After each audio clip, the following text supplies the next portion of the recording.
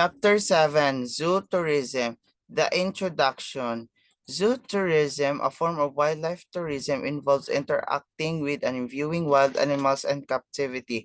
Captive animals are kept in zoos, which may include zoological gardens, biological parks, safari parks, public aquariums, bird parks, reptile parks, insectariums, and other collections of wildlife, primarily for public exhibition, education, scientific, and conservation purposes. Zoos for the last 200 years have evolved from mere entertaining menageries and circuses to scientifically and professionally managed zoologically institutions. So ang meaning ani about sa introduction kay daghan na manggod ang ni-evolve ani sa zoo tourism o daghan sad nang ni-sustain ani kay daghan na pud og mga parks like safari park sa Cebu City o sa Crocolandia.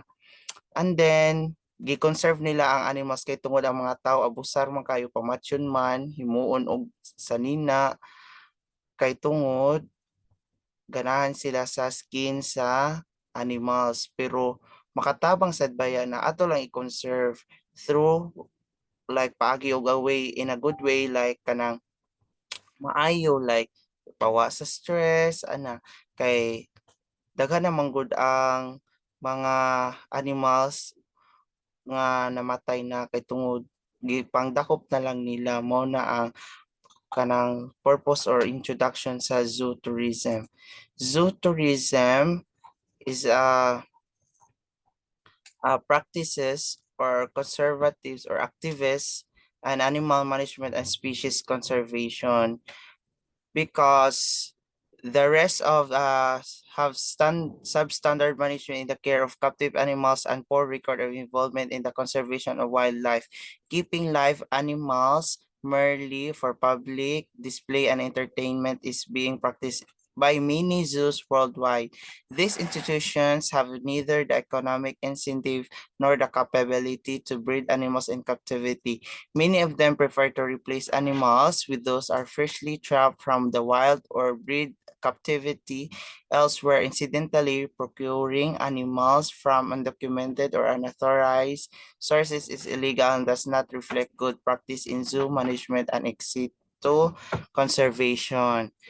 Kay tungod sa kadaghan og mga parks or cage nga gidakop sa mga animals, mao nang gitukod na nila ang katong cage or yung pangdakop ang safari na mga zoo, na safari park. So kay purpose na to make a happiness or mawa ang stress sa mga tao or to conserve mo na ang purpose sa zoo tourism o daghan sad ang nikuhaan na like sa South Africa and then sa here Philippines also. Then masabtan ra sad nila for educational purposes mao na ang zoo tourism ang pasabot diri sa zoo tourism. Zoo tourism as a form of ecotourism. Zoo tourism is a major revenue generating industry and a powerful tool in promoting species conservation. According to Ryan and Saward, zoos that imitate the natural habitats of wildlife may be considered as an ecotourism destination.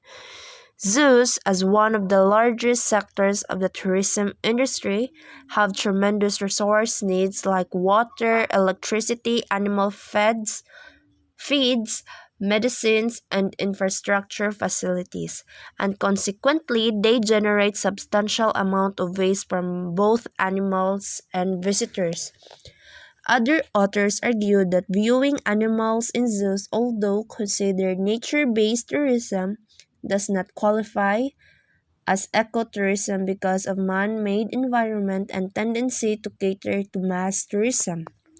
There are several studies addressing the issue whether zoos are morally acceptable as a form of ecotourism. The biggest criticism of zoos have been captivity of animals and the condition of animal welfare. Despite zoos have put more importance on conservation and compassionate animal treatment and play an important role in protecting endangered species, animal rights defenders say it's cruel to keep animal in captivity. The majority of zoo visitors are school children and families with young children. Tourist motivation, expectation, and experiences in zoo tourism are varied and complex. Adults who visited zoos often as children tend to value the educational benefits from zoo experience, visit various types of zoos, and have greater commitment to zoos. Visitors can have adverse impacts on zoo animals. The factors that are associated with behavioral disturbances in captivity animals include visitors' density, proximity of visitors to exhibit flow pattern of visitors, and location of viewing platforms. It is not always possible for common people to visit remote jungles or famous national parks to watch various animals. It is very difficult to spot all these animals in their natural habitats. Also, it is very dangerous for people to take their children for forest safaris to watch animal, birds, reptiles, etc. So they prefer visiting a zoo. And it is very entertaining for them to watch various animals in the zoo with all the protection. Zoo also keeps animal from of rare species. This gives the visitors an opportunity to watch such animals and birds for rare species brought from foreign lands, which they could have never seen otherwise. Visiting zoo brings human being closer to these living beings. It makes human beings develop a liking for animals.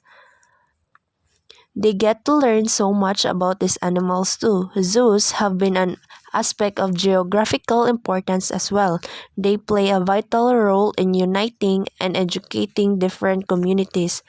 When we as visitors watch a species of animal brought from a foreign land, we get to learn about how and where this animal live, about the climate and the habitat in which they thrive naturally. Animals, charismatic megavertebrates. Example elephants, big cats, giraffes, and apes.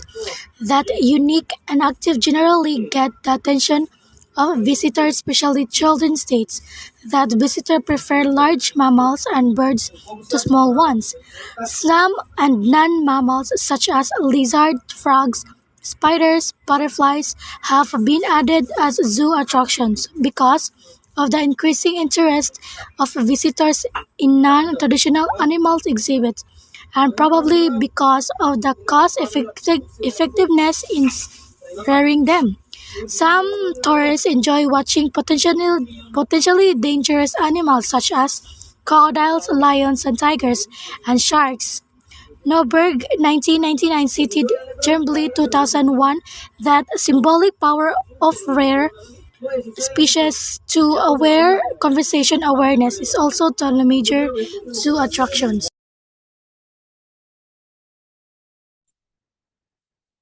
And lastly, zoo exhibits. Zoo exhibits is that have naturalistic outdoor space for animals to play, exercise, and socialize, provide a less stressful environment, animals, and much better leisure and viewing experiences for zoo visitors. And it presented in zoos depend largely on the aesthetic quality and variety of the exhibits. Zoo landscaping, which is managed in conjunction with the animal welfare program, can add variety and naturalistic sense of zoos. Ang meaning ani kay sa zoo exhibits, gusto nila sa mga zoo park or mga tugay mong zoo, gusto nila ang mga audience ma-entertain like circus, like malingaw sila ba when it comes to visit nga sa zoo tourism. Mo na ang meaning sa zoo exhibits nga to socialize og ma-exercise og ma-play sila like malingaw sila ba inside the zoo parks kay mostly manggod sa mga to dito kay magbring ng mga trash so dili na ma-maintain ang conservative sa zoo tourism dapat i-sustain na nato and then dili nato abusaran kay gikulong pa, gi-cage pa sila, inyo pa jud ninyong hilabtan. So nakakulong na gani, na-captive na gani, so dili na nato dapat hilabtan kay zoo exhibits ra na sila, mo na ang purpose sa zoo exhibits. And then, on the other hand, zoo critics argue that contrived and sanitized landscape could convey to visitors misleading or unrealistic perception of what the natural environment is really like. According to Edensor 2001, even states that not all tourists enjoy contrived and regulated tourist experience. The delineation between real and simulated tourism environments in the context of visitor experience is actually unclear. Thus, research on the advantages and disadvantages of artificial settings, especially those that are technologically generated, on improved conservation awareness is needed. Yes, true. Agree ko ana sa giingon ni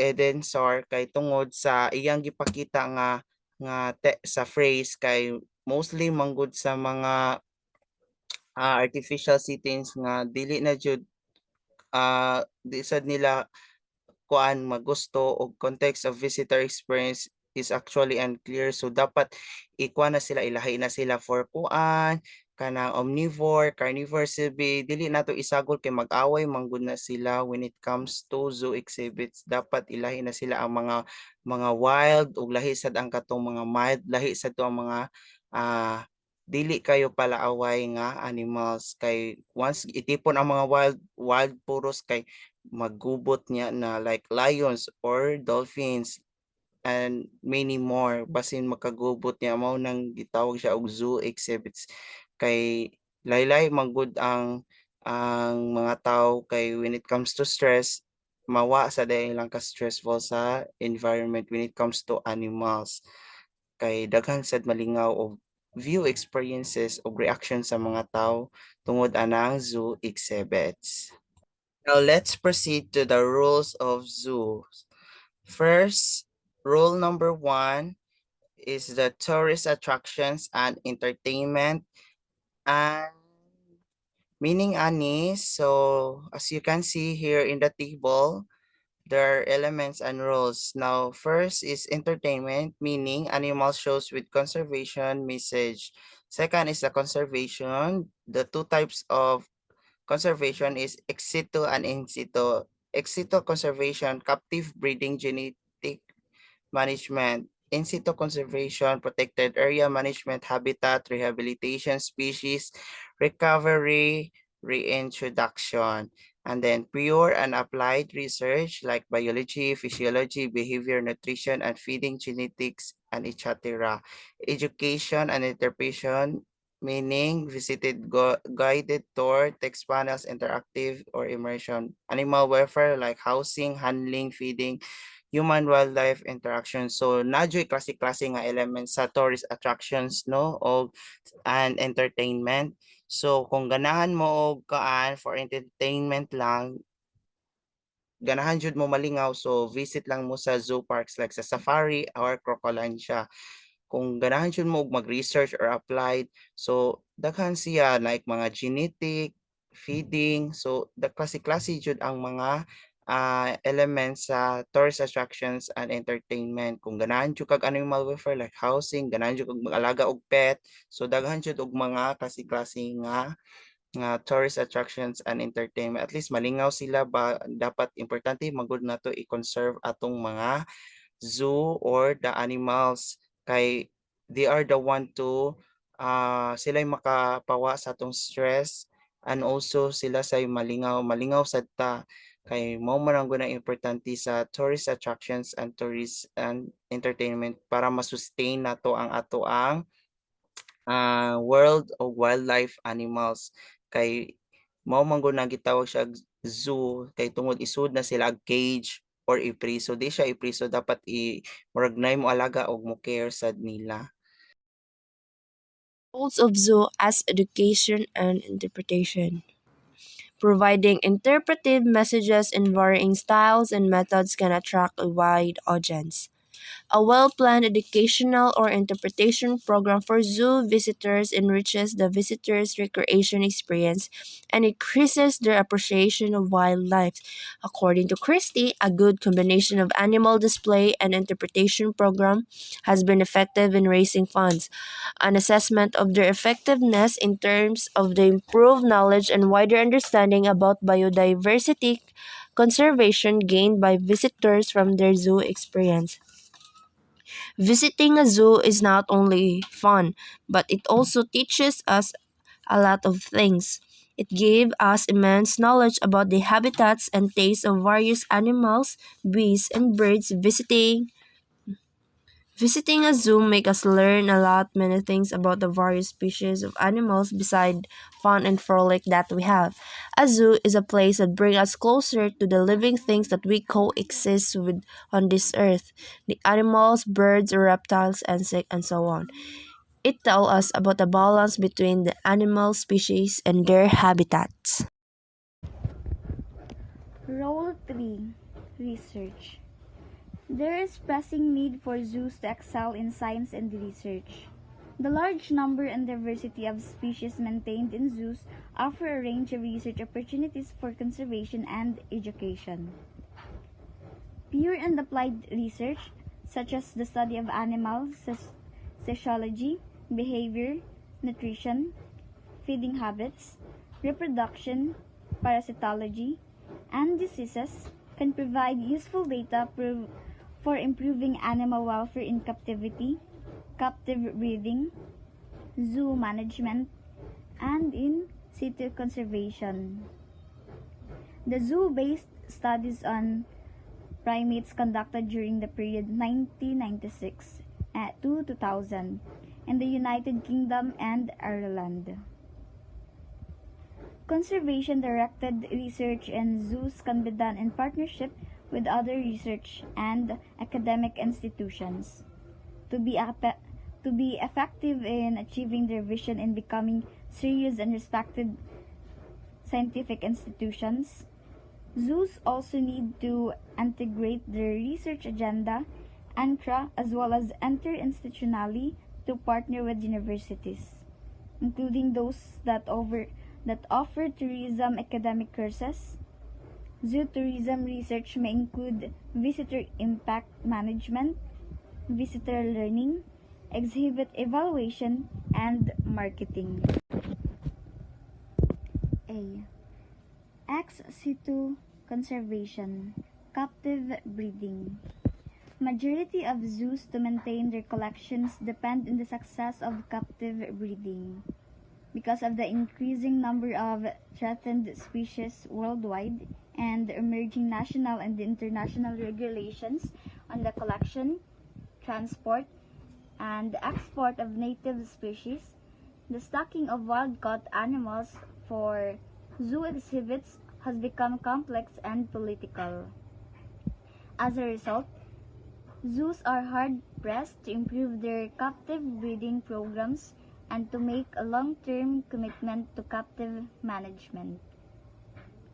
Well-managed captive breeding programs in zoos are essential in maintaining a good collection of threatened species. The success of captive breeding programs is not always guaranteed because some animals, despite many years of efforts to keep them in captivity, are sensitive and are likely to die shortly after capture. For example, the endangered cheetah shows poor reproductive success and exhibits prolonged chronic response when moved between facilities. And for each species, a genetic management strategy that is built on the genetic and demographic characteristic of the captive populations should be developed to avoid inbreeding, early mortality, and consequently population loss. Introduction of threatened species into the wild or semi-captive condition for tourism has been suggested. However, it is a long-term sustainability as an effective conservation measures as well as the authentic wildlife tourist experience should be carefully assessed. Successful introduction of threatened species is considered a major and probably the most difficult conservation challenge of zoos today.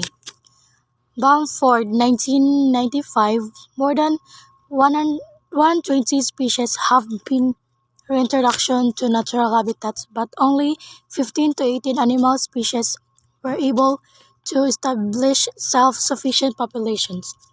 In the Philippines, reintroduction is a complex and controversial process. It also requires long-term planning and commitment. Reintroduction may also fail despite careful planning and surveillance. Like my example earlier, many reintroduction attempts fail due to issues associated with changes in genetics and behaviors. However, species such as the black-footed ferret and California cordon have been successfully bred in captivity, released, survive, and eventually reproduce. The reintroduction of captive bred animals, although a potential tourist wildlife attraction, could be a conversation issue is the genetic information and phylogenetic structure of the animals to be released are not carefully evaluated. Talk about animal welfare.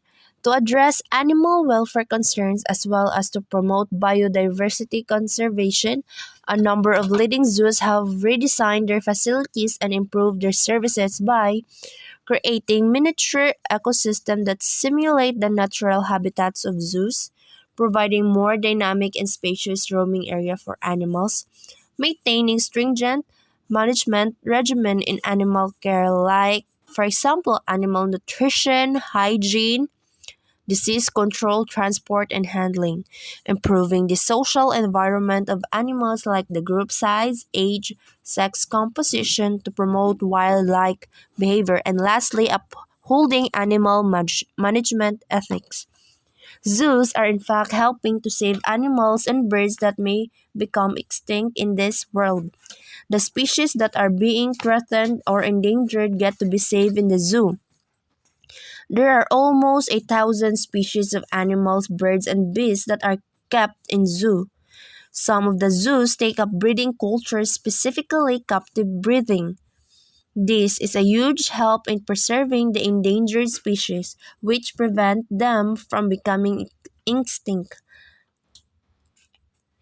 The maintenance of a zoo is a huge task. Animals, birds, reptiles, and fishes from foreign lands with different climatic conditions are to be kept in such surroundings, climate, and temperature that matches that of their natural habitat. If that arrangement is not done properly, these animals would not survive. These animals also need to be fed according to their original tastes and appetites. A leopard or a lion or a tiger has to be served its due quantity of raw meat for every meal. A gorilla or a monkey should be served a vegetarian diet. There are some animals that are to be fed with fish. The python is capable of devouring a whole goat, so it should be fed accordingly, without harming any other living being around it. Animals in the zoo are affected by many diseases. If these diseases start spreading, they might prove to be fatal to the zoo as a whole. Sometimes these animals undergo major surgeries and treatment for their ailments. All of it has been taken care of in a zoo. Now let's proceed to the in situ conservation. Meaning for the in situ conservation includes the maintenance species in their natural environment through wildlife protections as well as habitat management and restoration. And also linking both conservation measures is vital in zoo research and conservation state that long-term conservation efforts entail balancing ex situ expertise with in situ partnership endeavors. So, ang meaning ani sa in situ conservation, di ba, nga i-captive breeding or genetic management. Kay tungod, para may bawaan na to asay genetic babay pa or laki ang animals para malahi sad nato para dili mag-away.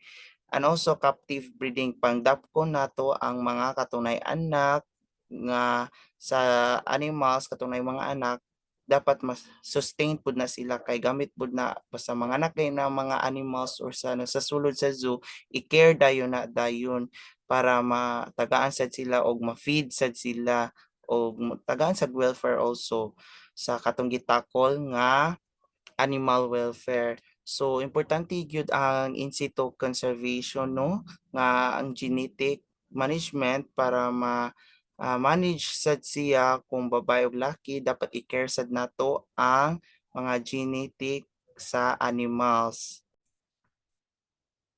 Here are the economic imperatives of zoo tourism. It's really important the economic imperatives of zoo tourism because the single most important challenge of modern zoos is how to balance conservation goals with economic viability.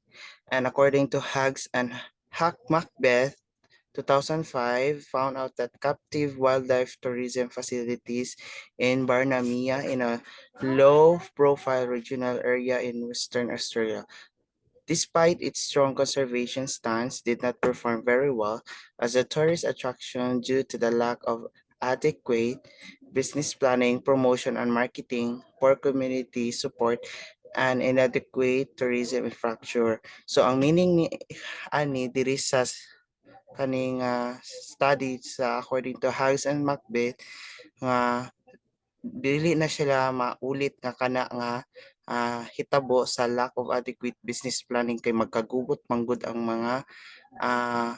mga business ana when it comes to zoo, park, like mga nga negosyo karon diri sa Cebu nga sa safari o sa Crocolandia kay dapat na jud sila business planning immediately, promotion and marketing, dapat dili sila ma-pour silang community support and dapat ang ilang tourism infrastructure mas mulambo under sa development. Then according to Mazur 2001, express concern that this economic imperative can compromise. So importante gyud ang conservation sa objectives of zoos. Zoos ability to balance the need to survive and to play a role in conservation is indeed a major challenge that requires public support and collaboration with other organizations and institutions.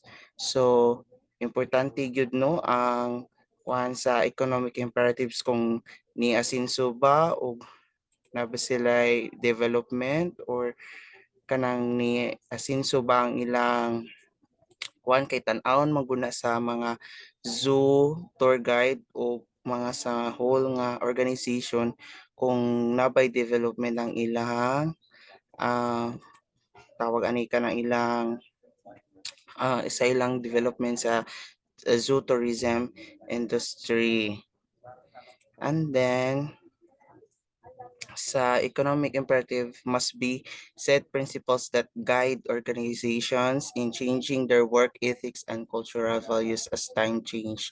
So mao na ang pasabot sa zoo tourism. They are not specific to any one organization. Organization can be created individually as needed for an organization to become or remain successful. So mao na ang meaning sa economic imperatives.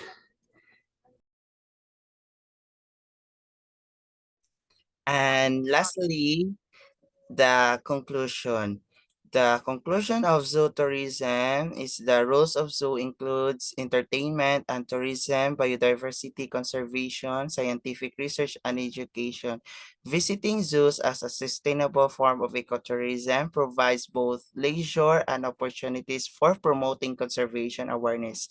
Zoos can work with the tourism industry in the proper management of zoos as well as in enhancing the visitors' awareness about biodiversity conservation, in particular, and general and species conservation in particular. The global conservation community has been persuading zoos to enhance their conservation commitment in relation to their recreation and educational rules. Many modern zoos undertake sustainable zoo tourism through integrated management approach as part of the integrated approach to zoo management. Zoos are engaged in the conservation of certain threatened species both in their natural habitats in situ conservation and in captivity for the ex situ conservation. The technical and financial assistance to support the biodiversity conservation programs in countries where the zoo animals have originated are necessary to ensure the population of these animals as well as their habitats is sustained for the present and future generations.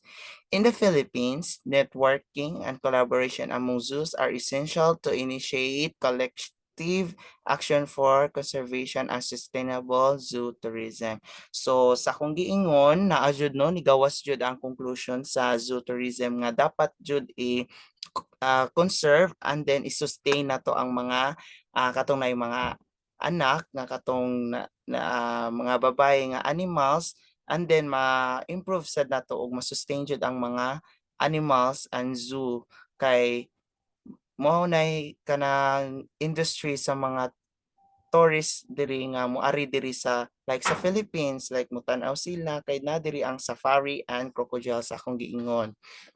And then ma-conserve sad nato ang mga animals or wild animals like na entertainment for educational purposes and then na sila mga technical and financial assistance na to support sa biodiversity conservation programs in countries.